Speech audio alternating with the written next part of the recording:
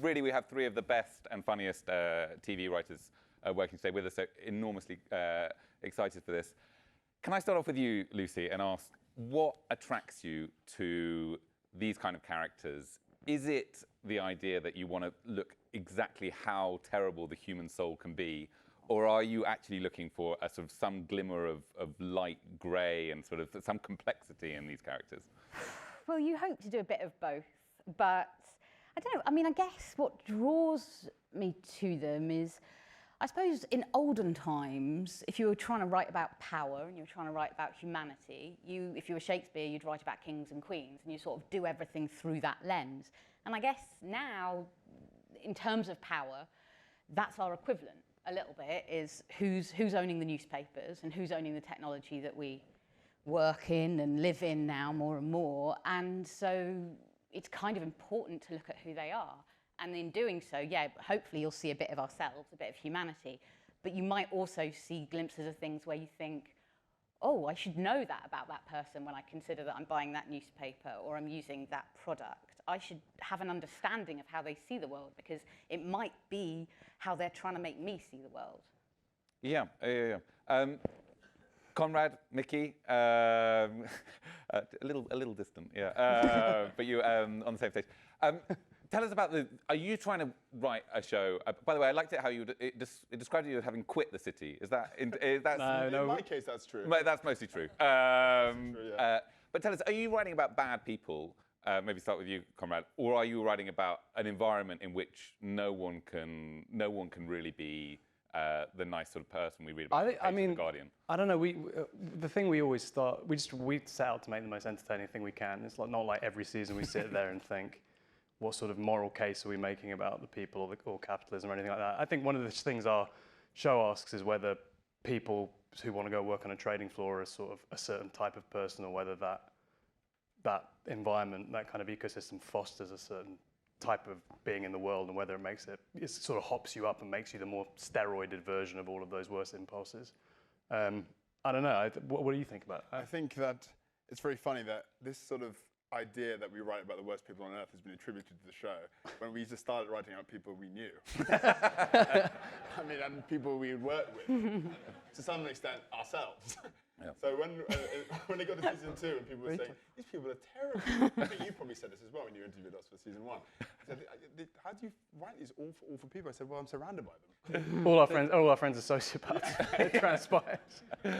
So these people, but I mean, there are so many memorable characters in the show. I mean, Eric, Harper, Rishi, Jasmine. You see pieces of these people. You've got to write a character with a lot of love, and you can't go into a show. I mean, and this is talking about our show in particular, but you can't go in there and think, I'm going to write the worst kind of person ever. I think you have to go and write with a position of empathy for that character. And as Konrad said, the show really is about how people mold their personalities to an institution that does only rewards certain kind of behavior. A certain kind of behavior. And we spoke about it in those kind of lofty terms in the writers' room. We always said the show really is about when you're in an environment where you're not allowed to be vulnerable with people or show empathy, what do you become?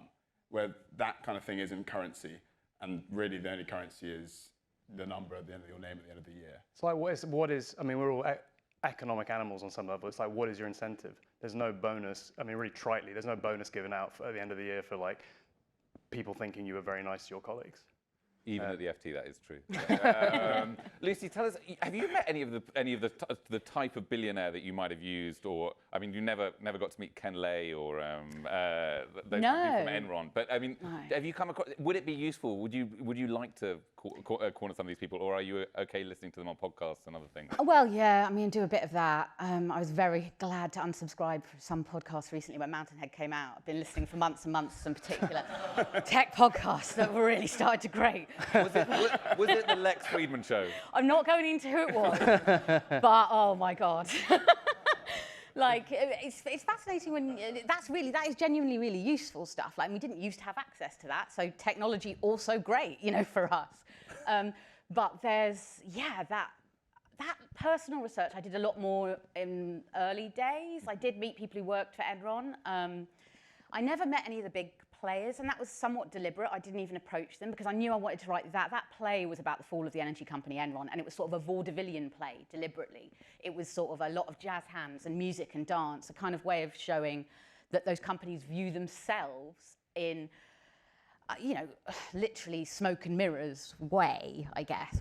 Literally, I mean literally in terms of like, there is a lot of magic and entertainment and fun. They used to have Cirque du Soleil do their annual parties, because I think there is actually a sort of exponential link, sort of like reverse exponential link between how glamorous the work you really do is and the kind of reputation and glamour you want to sort of project.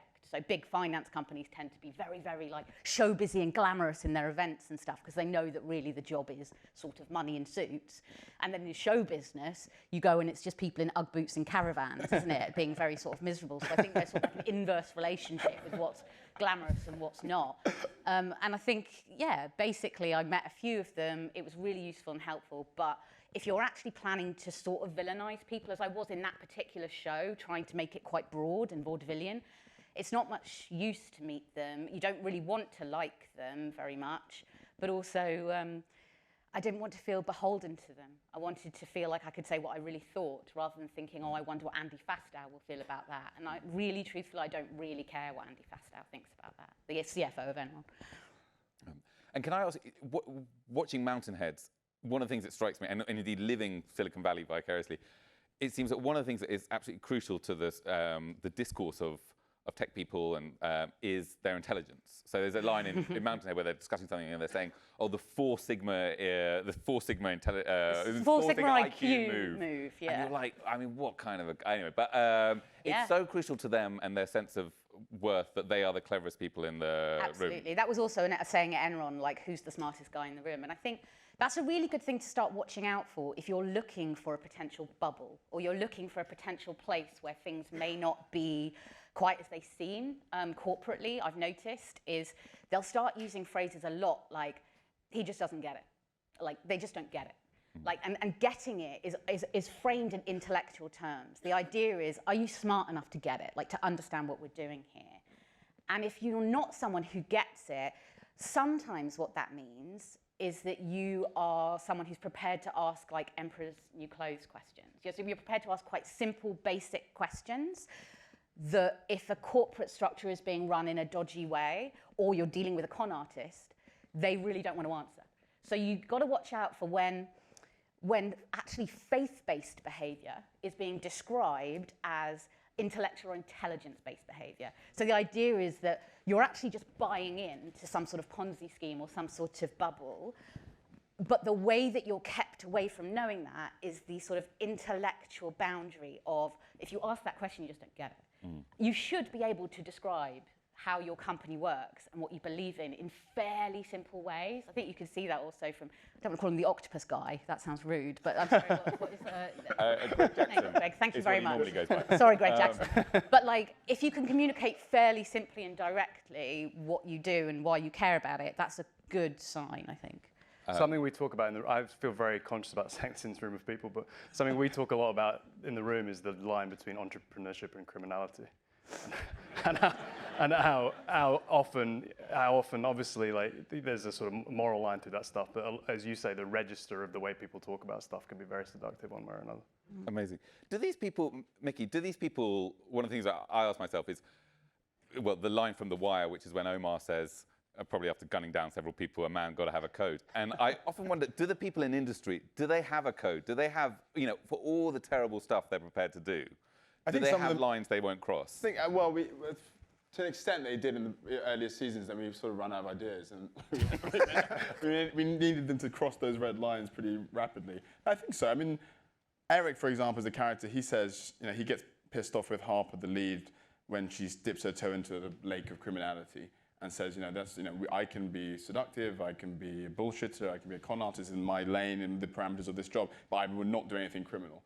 And that's kind of why we. The show would be better if he did, probably. Probably more people would watch it, probably. A lot of people watch it already. Lucy, to your mind, I mean, like the Roy family are a long way from like my word is my bond kind of behaviour. But do they have principles and codes that they will try to stick to over years, or did they have? No. I think Well, the Roy family is a collection of people. For those who don't know the show, they're sort of a media empire family based on a few combined. I think Logan Roy, who's the head of that family, you know, patriarchal figure, the code there is really, you know, don't mess me around and also bow to me. And we see a lot of that now, don't we, in high levels of politics and sort of corporate world, where it's also about being a good courtier. It's like paying respect to the guy in charge. And also, you know, can we do a deal, which is very contemporary as well. So there's not much of a code, except I would say that we used to see with legacy, it's interesting, I was listening a lot to what Greg was saying about, like, with legacy media companies, there was always this huge overlap with government, this huge kind of like what you would probably call corruption, and sometimes just frankly also then controlling the government, like controlling who was going to get in, and you know, by obviously printing certain things in the paper about them.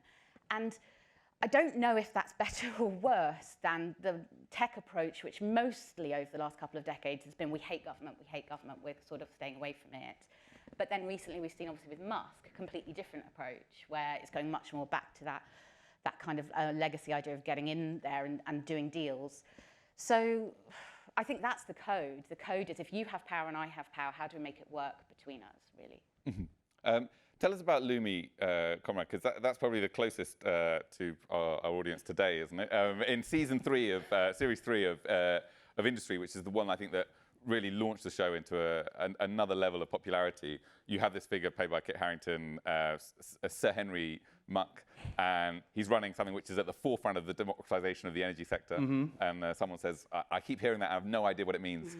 Is there any part of him which is sort of, is he an unlucky figure, or is he in terms of his business ventures, or is he? I mean, he's in some ways trapped in his upbringing and sort of. I mean, the archetype that we thought we were sort of skewering, maybe not that successfully, was the idea of more of a political figure actually than a business figure, which is the idea that if you're educated at a certain place, you have a certain level of polish, which means that when you walk into a room, you can bluster your way through most things. You see it in people like Boris Johnson, Cameron to a lesser extent. It's a kind of a gentlemanly kind of understanding of, and through your vocabulary, through your choice of words, you command a certain level of respect and authority, whether you actually have the minerals to back it up or not. And I think we try to take that to its most extreme manifestation, which is like, what if a guy like that, who is not unintelligent, but is given the keys to running something that his spin, basically to see how far his spin would take him and whether he could bluster his way through it to be a successful entrepreneur.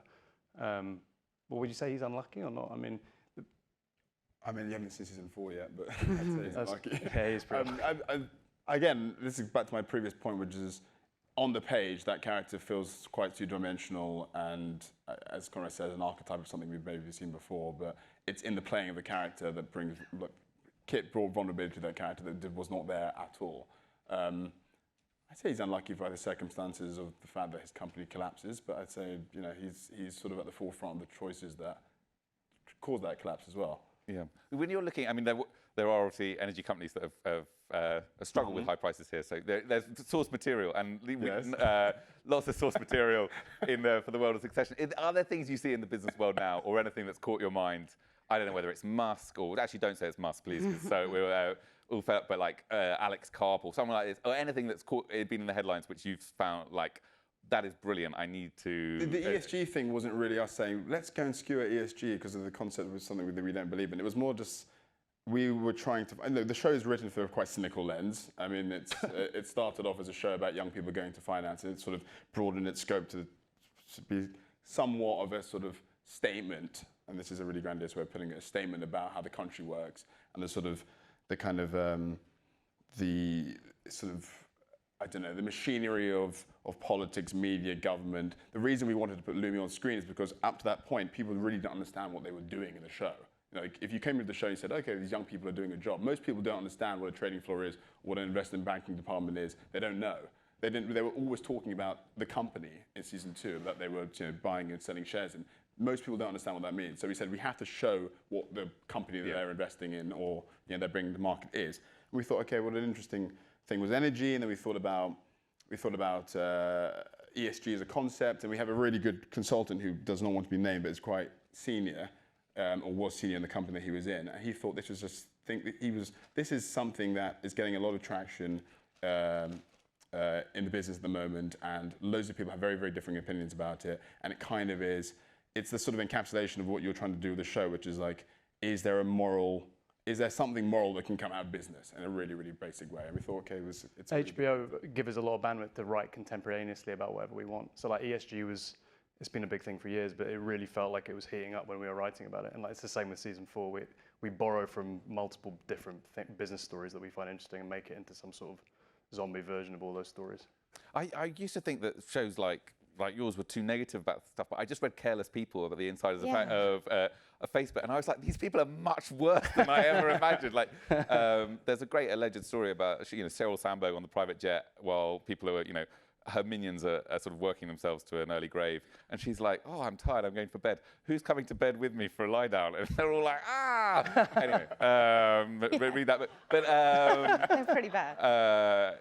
if anyone wants a nap after Lucy, I mean, did you have to sort of suspend? Did you have to imagine that these people who you were seeing the facade of were much worse than in the news, or is there sort of sufficient evidence that? There's loads of evidence if you want to look for it, and I don't mean like oh, these are just bad people and they're really different from us. Like often when you're writing the kids in Succession, particularly, we would think, what's the worst thing I could say right now, and I would never say, but I would think, but I would never say it. Like.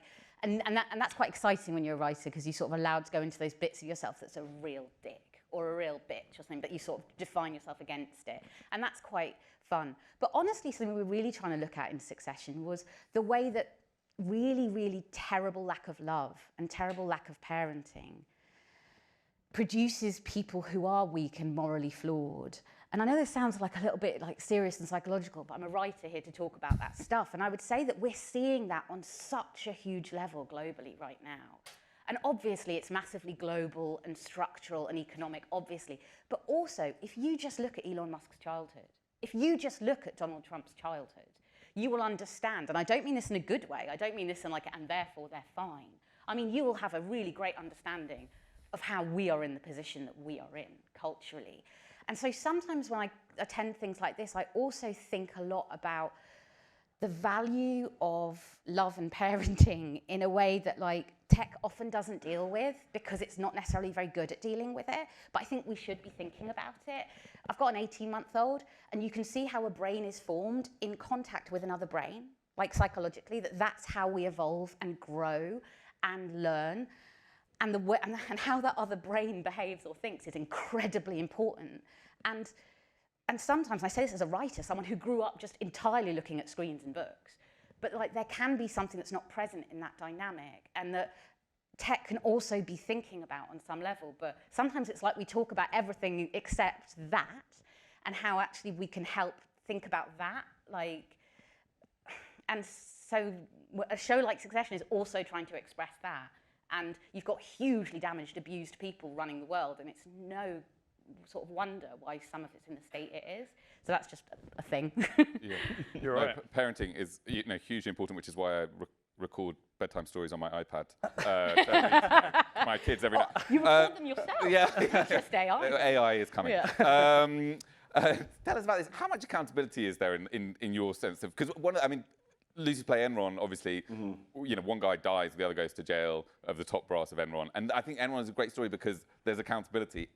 Not everyone sort of comes out brilliantly but it does feel like in the banking world, maybe unlike in Elon Musk's world, there is a level of, like, these people do suffer, and there isn't just a sort of endless share price ride where they get richer and richer and end up with billions, whatever happens. I don't know, do you feel like Eric or some of the other figures, they do sort of pay for. Well, usually the consequences come in their personal life. Right. So obviously, Eric, if you haven't seen the show, he ends up in the third season with an enormous payout, lots of money, ostensibly a huge success in his career, but he has lost his family.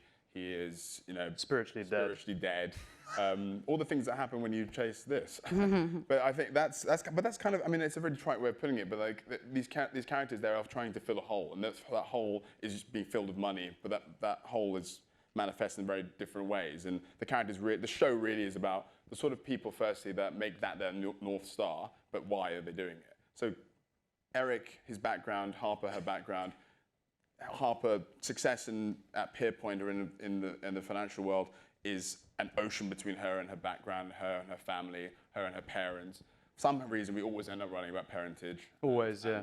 Always comes back to it. It always comes back to parents.